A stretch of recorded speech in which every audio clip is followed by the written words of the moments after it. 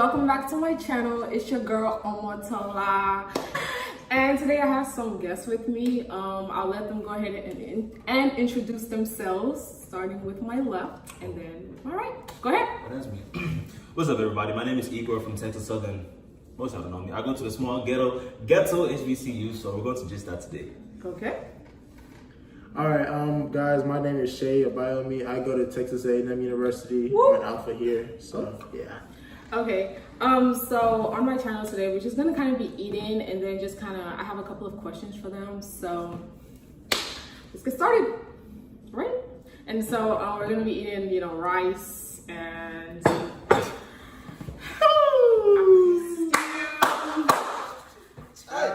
There we I have go, some dude. salad, It's okay, you can keep the leaves. water, cheers. Keep the Anybody leaves. Cheers, nobody wants to cheers. You should have lied. It said sparkling water, just to. Sparkling water, what? One life.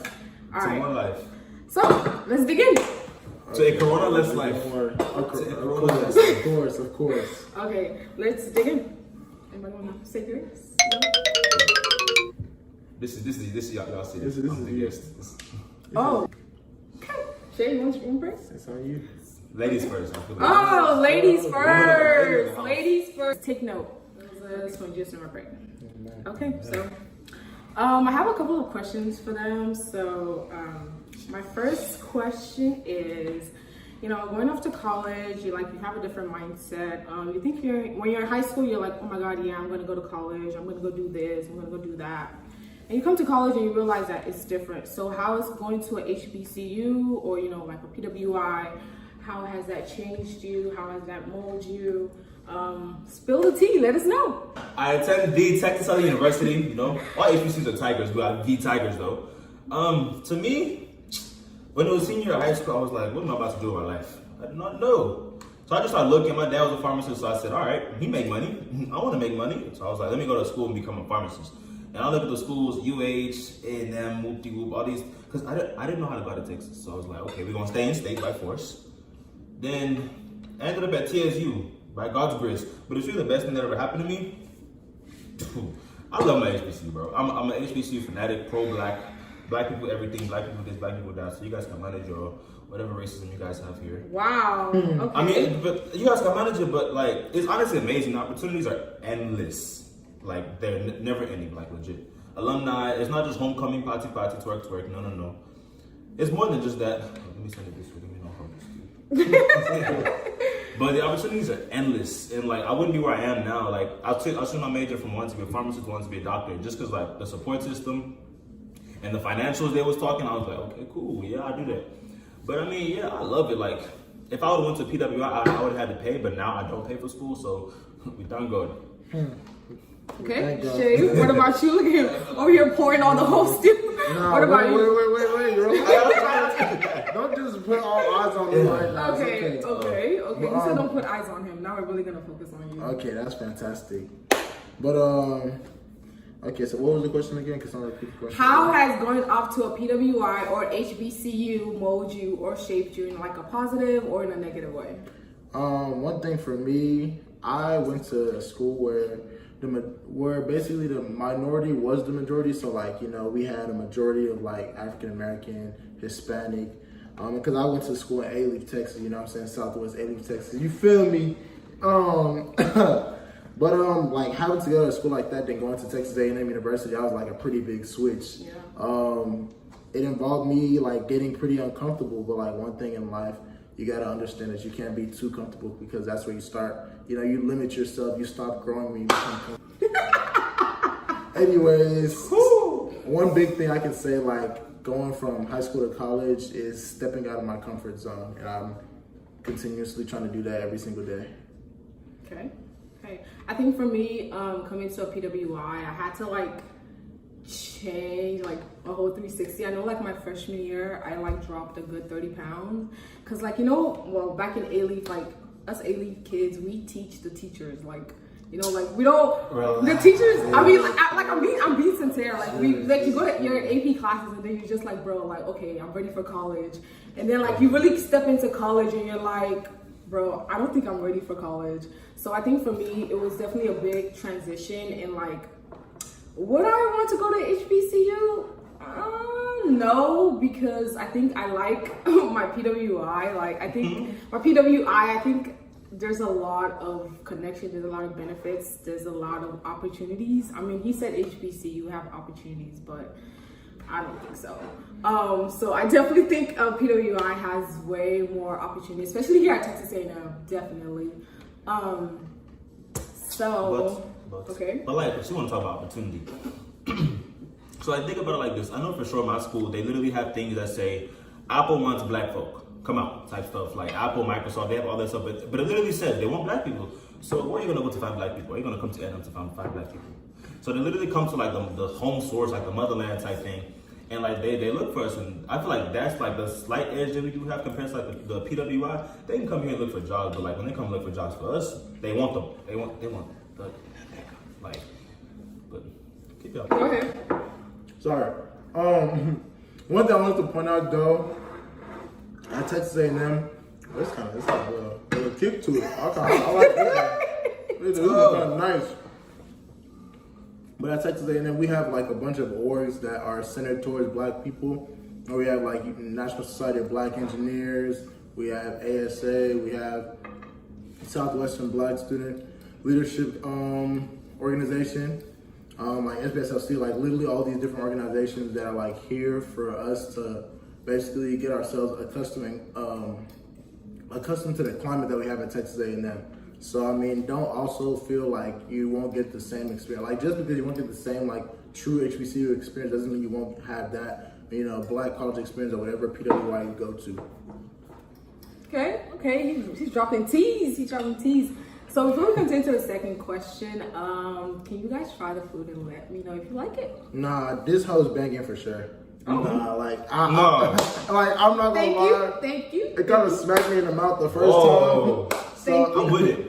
Nah, for sure, you kind of smacked me because I wasn't expecting that. Thank you. I wasn't expecting that. I think people think like because I'm like a tomboy, it's like Tomboy thing. And one thing I have to always say, Tomboy. okay, whatever. Shay, what were you saying? because especially I've been had rice with stew in a minute. But people very soon, they always forget like how powerful and how dominant rice and stew actually is, bro. Okay. It's very solid for a meal. Really feel you. I had to turn my hat backwards. I was like, let me get the airflow. It's game time, man. It's game time. Okay, whatever. So, on to our second question. What were some things you wish you knew before going off to college? Like, what is, now that you're in, like, whether that's a PWI or, HBCU, what are some things you wish you knew before going off to college? Start with you. Well, please start with me for this one. Things I wish I knew. I shouldn't think about this when we were talking. I kind of got called out. One thing that I wish I knew, I would say how to like study properly.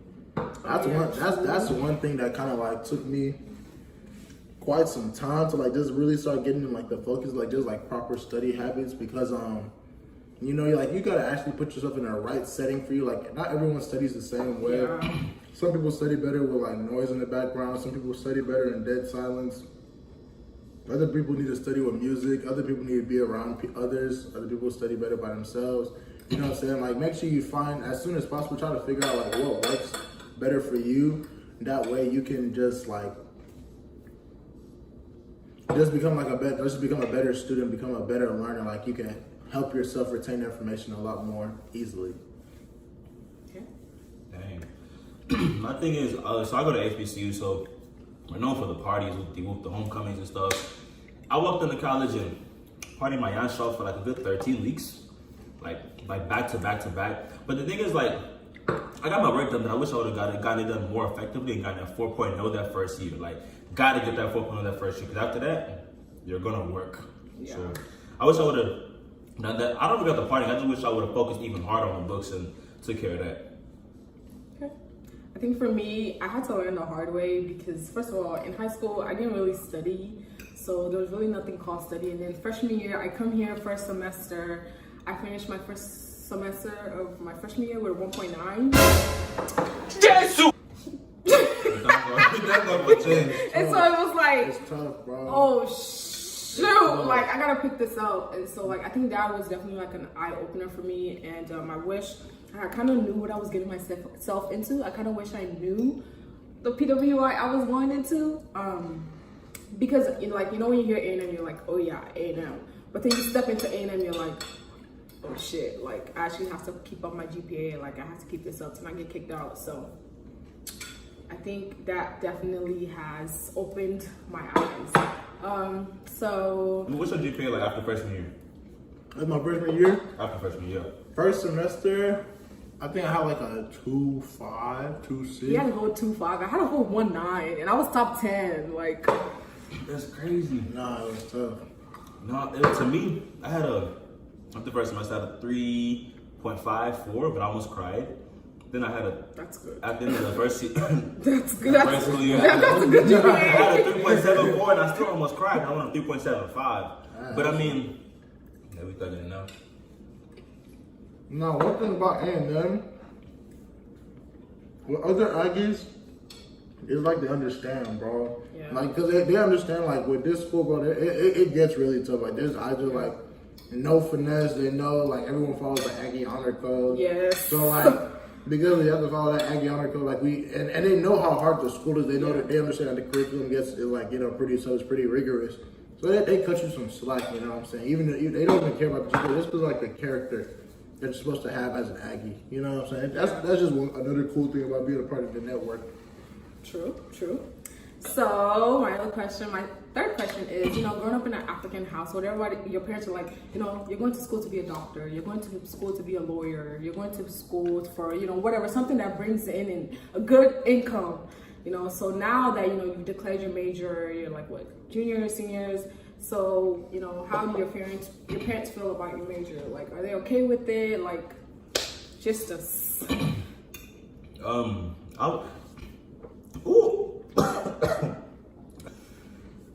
I walked in I was pre-pharmacy, so that's like biology, chemistry. Then I switched it to chemistry, so I'm a chemistry major with a minor in biology and mathematics. My parents are cool with it. My dad has a PhD in chemistry. My mom has a PhD in biochemistry, so it's like they cool with it all the way. And it's to go do medicine, so they with it.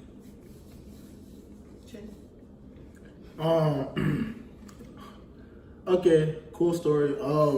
I used Story.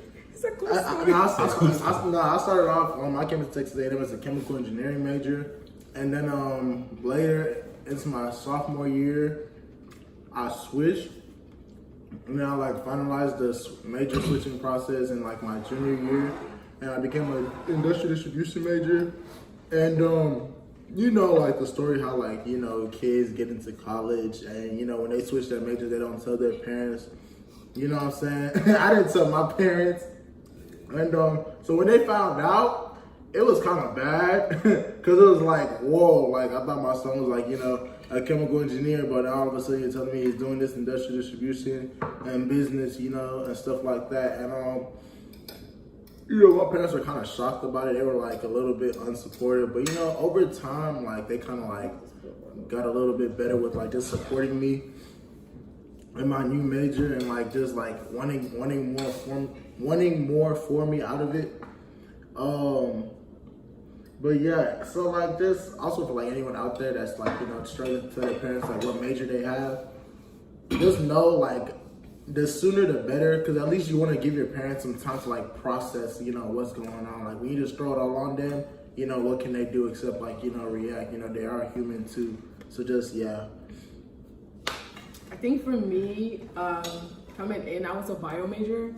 And so I was like, because I really liked biology in high school. And so you're like, I mean, I was teaching the teachers in high school. So, I mean, I could do the same thing in college, right? So I came and I majored in biology. And I think during the first semester, during like midterms, A&M had like emailed me and told me like, hey, sweetheart, you're on probation. So like, I mean, not on probation, but like your grades are below a 2.0. So you're gonna have to pick that up. If not, we're gonna have to let you go. And so I was like, well, that's also a sign for me to let go that major. So I changed my major. I went into general studies for I think about like a semester or two. And then I brought my GPA and I was like, I don't know what I want to do. So then I switched it to sociology, but I was still taking like the pre-med classes. So it was like I kind of liked that better versus like taking bio classes and like, you know, like if you don't follow the requirements that you need each semester, you'll be like declustered, something like that. And so then you'll be in trouble, you'll be able to graduate, all that nonsense. So I was like, you know what, let me just switch my major. So I mean, I told my parents about it. And so at first they were like, why'd you switch from biology? And I was like, in my head, I was like, I mean, you're not the one studying. So so it's just like, you're not the one studying for it. So like, I switched it, and I mean, it's okay. I don't like it. I don't hate it. I want to be done though, but I think that's all seniors. This next question is kind of juicy. So, how has joining the fraternity changed you? Do you feel like Greek life was a mistake? You want to answer first? Yeah. I feel like mistake is a big word, but hold on. Okay. Was it a mistake joining the? You know? No. Okay. Nope. No mistake. Let them know what fraternity you're in. Also. The Ice Cold Brothers Alpha Fraternity Incorporated. You know. Yeah. You want an only oldest and coldest, all that good stuff. But like, I love my frat, to be honest.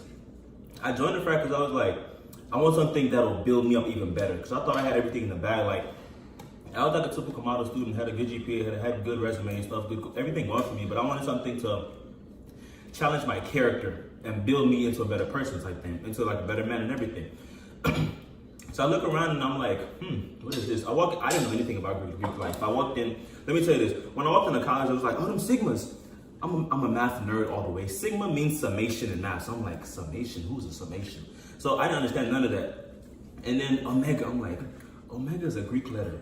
But like, I'm thinking about the math concept. So then I figure out who it is. I'm seeing hops and strolls and all that good stuff. But then, I mean, I do my research with the WOOC. And it's like something I'm like, whoa, I can do this. I like that. And like, people's like, I see you use this. And I'm like, will you pay for me to be there? But then, I mean, I joined and it's been the best. Like, it built me into better character, networking, phenomenal. Opportunities are endless. So it's like a whole other opportunity network, builds network, character, and like brotherhood, man. Oh, I come from Houston. I got a brother here in C-Stat, so I got a brother everywhere. Okay. Shay. For sure. Who you with? Ice, for sure. How has joining a fraternity changed me? What I'll say is for sure, allowed me, like I said before, to step out my comfort zone more. It's allowed me to develop myself as a leader. I was already a leader on campus before I became an alpha with the orgs I was already a part of. You know what I'm saying? Hey, man. Sorry, when you eat African food, you gotta keep burping. You can't let that thing win, bro. But now, like, one thing like about me, like I allowed it to develop me. That's one thing. Like I joined in. Like I didn't let the fraternity, you know what I'm saying, define me. I defined my fraternity. You know what I'm saying? Period. It's just like I've just been able to grow in like a whole bunch of ways that I never expected. You know, me being the president now of my chapter, I've been the president for over a year now. Like I've just been able to like just grow in many ways that I just never saw coming.